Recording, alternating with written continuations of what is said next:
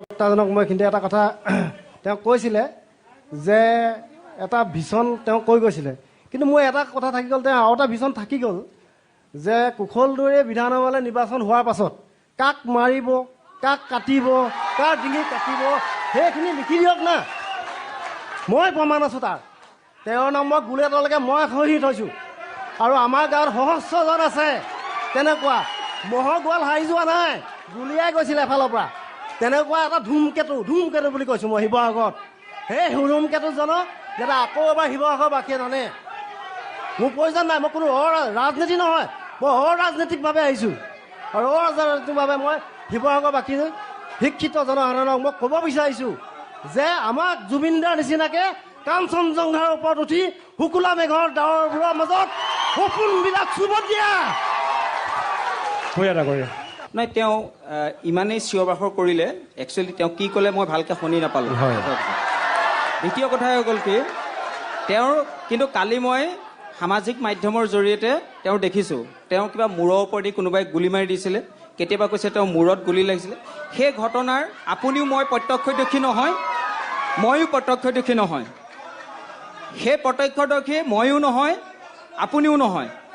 আজিৰ দিনত যেতিয়া কুশল দুৱৰী শিৱসাগৰ সমষ্টিৰ পৰা নিৰ্বাচন খেলিবলৈ আহিলে, সেই একে কুশল দুৱৰীয়ে কিন্তু ডিমৌ সমষ্টিত দুটা টাৰ্ম বিধানসভাৰ বিধায়ক হিচাপে নিৰ্বাচিত হৈছিলে।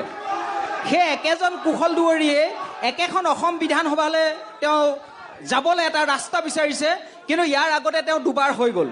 যদি সেইজন কুশল দুৱাৰী সেই সময়ত এখেতৰ বাবে কুখ্যাত আছিলে, মই ভাবিছোঁ এওঁ যদি প্ৰকৃততে সেই সময়ত সেই সন্ত্ৰাসৰ বলি হৈছিলে, তেওঁ অসমৰ জনগণক সেই সময়ত সজাগ কৰিলেহেঁতেন যে ডিমৌ ৰাইজে এওঁক ভোট নিদিব, ডিমৌ ৰাইজে এওঁক বৰ্জন কৰক। কিন্তু তেওঁ তেতিয়া ক'ত সোমাই আছিলে? তেতিয়া যদি জীৱিত আছিলে, আজিও জীৱিত আছিলে। এতিয়া শিৱসাগৰত আপুনি আচৰিত হ'ব, শিৱসাগৰত কোটি টকাৰ এনেকুৱা হাৱাত উৰিবলৈ ধৰিছে, সেই কোটি টকাত কোন উটি আহি ক'ত কাৰ পকেটত সোমাইছে আমি ধৰিব পৰা নাই।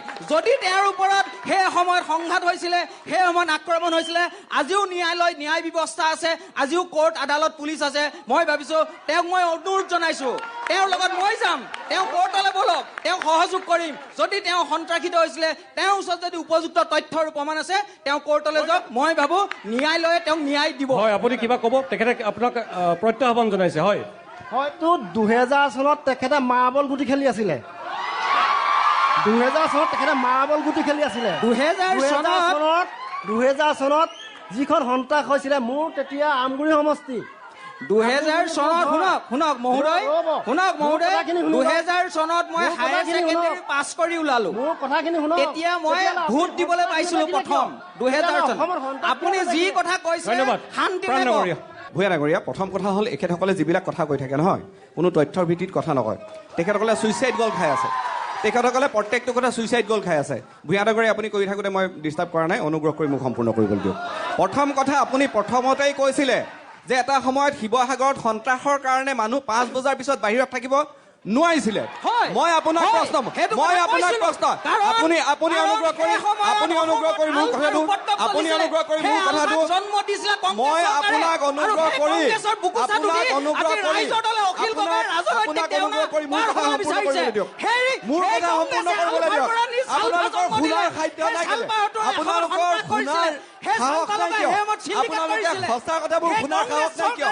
সেই কংগ্ৰেছ চৰকাৰে ভাৰতৰ গৃহমন্ত্ৰী ৰংঘৰৰ লালকৃষ্ণ আদৱানী,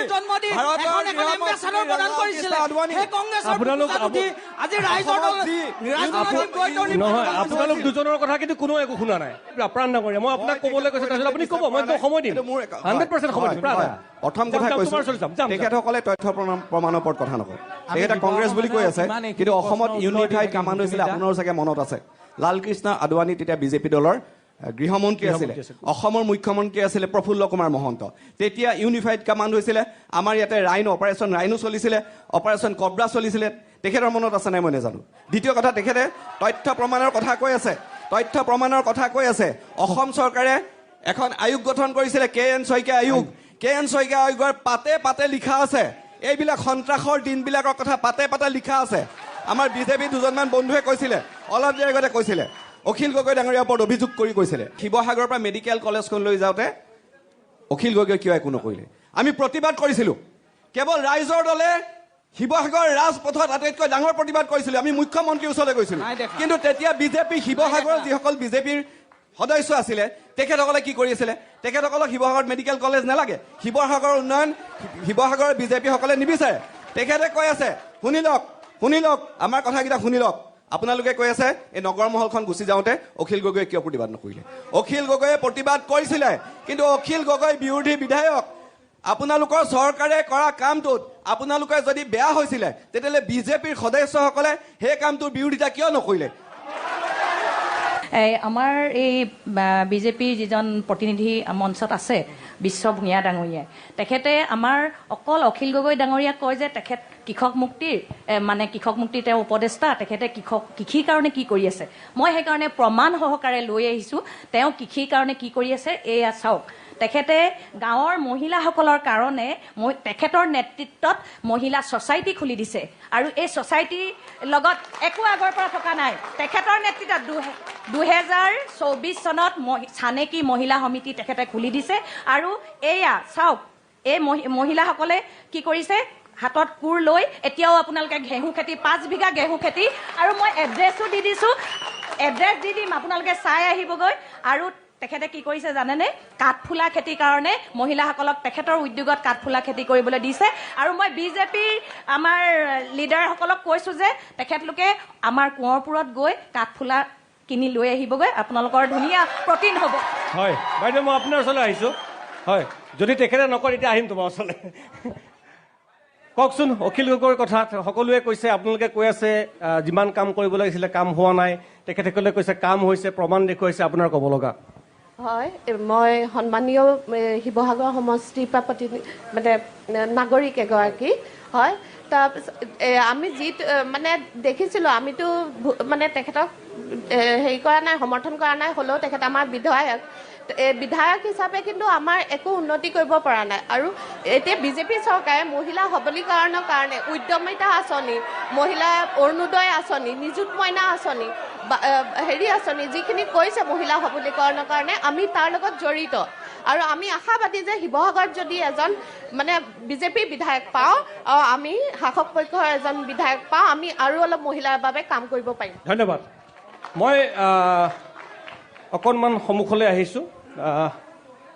আপোনাৰ ওচৰলৈ আহিছোঁ পৰিৱেশবিলাক এনেকুৱা ৰাজনীতিলৈ গুচি যোৱাৰ লগে লগেতো অকণমান পৰিস্থিতিটো উত্তপ্ত হৈ মই সকলোকে কিমান ওচৰলৈ যাব পাৰিম নাজানো কওকচোন এগৰাকী জ্যেষ্ঠ নাগৰিক হিচাপে কেনেকুৱা প্ৰাৰ্থীয়ে ঐতিহাসিক শিৱসাগৰখন প্ৰতিনিধিত্ব কৰাটো আমি বিচাৰোঁ চাওক প্ৰথমে যেতিয়া নিৰ্বাচনৰ কথা আহিছে এটা নতুন নিৰ্বাচন নতুন চিন্তা চৰ্চা কিন্তু পুৰণি চিন্তা চৰ্চাখিনিও আমি অকণমান কৰিব লাগিব আপুনি কৈছে মোক জ্যেষ্ঠ নাগৰিক বুলি পেলাই বহু নিৰ্বাচন দেখিছোঁ বহু প্ৰতিনিধি দেখিছোঁ কিন্তু মই বৰ গৌৰৱেৰে ক'বলৈ বিচাৰোঁ যে এতিয়া বৰ্তমানৰ যিজন ইয়াৰ প্ৰতিনিধি এই শিৱসাগৰ সমষ্টিৰ তেখেত সমষ্টিটোত সৰব উপস্থিতি সদায় দেখিছোঁ বিধানসভাত তেখেতৰ উপস্থিতি দেখিছোঁ আৰু চৰকাৰী যিবিলাক আঁচনি শাসকীয় পক্ষৰ ফালৰ পৰা যিটো কথা কোৱা হৈছে যে চৰকাৰী আঁচনি বা অন্যান্য যিবিলাক প্ৰজেক্ট অহাৰ কথা কৈছে সেই প্ৰজেক্টবিলাকৰ অনাৰ ক্ষেত্ৰত নিশ্চয় অসম চৰকাৰখনে দিছে কিন্তু প্ৰত্যেকটো প্ৰজেক্টত দেখিছোঁ তেখেতৰ উপস্থিতি আছে কেতিয়াবা তেখেতক তুচ্ছতাছিল্যও কৰা হৈছে সেই প্ৰজেক্টবিলাকত যেতিয়া সভা সমিতি হয় তাত তেখেত উপস্থিত থকাৰ কাৰণে কিন্তু তেনেকুৱা তুচ্ছতাছিল্য নেওচা দি তেখেতে গৈ পেলাই তাত উপস্থিত হৈছে প্ৰত্যেকটো ক্ষেত্ৰতে আৰু আজি আপোনাৰ এই মঞ্চখন পাইছোঁ কাৰণে মই এটা কথা ক'বলৈ বিচাৰিছোঁ গোটেই অসমৰ ৰাইজে এই অনুষ্ঠানটো চাব যে যিদৰে শাসক পক্ষ থাকিব আমি বিৰোধী পক্ষটোকো সবল কৰিব লাগিব আজি অসমৰ ৰাজনীতি এটা সন্দিক্ষণত উপস্থিত হৈছে গতানুগতিকতাৰ বিপৰীতে অখিল গগৈ লুৰিণজ্যোতি কুংকি জ্ঞানশ্ৰীহঁত বিধানসভালৈ অহাটো মই বিচাৰোঁ এজন জ্যেষ্ঠ নাগৰিক হিচাপে অসমৰ ৰাজনীতিলৈ এটা পৰিৱৰ্তন আহিব লাগিব সেই পৰিৱৰ্তন যদি নাহে যদি এতিয়া ট্ৰেডিশ্যনেল যিটো আমাৰ ৰাজনীতি হৈ থাকে দল বাগৰুৱা ৰাজনীতি বিভিন্ন ধৰণৰ কথা এইটোৱে কিন্তু আমাক ক্ষতি কৰিব মই তাৰ লগতে কিন্তু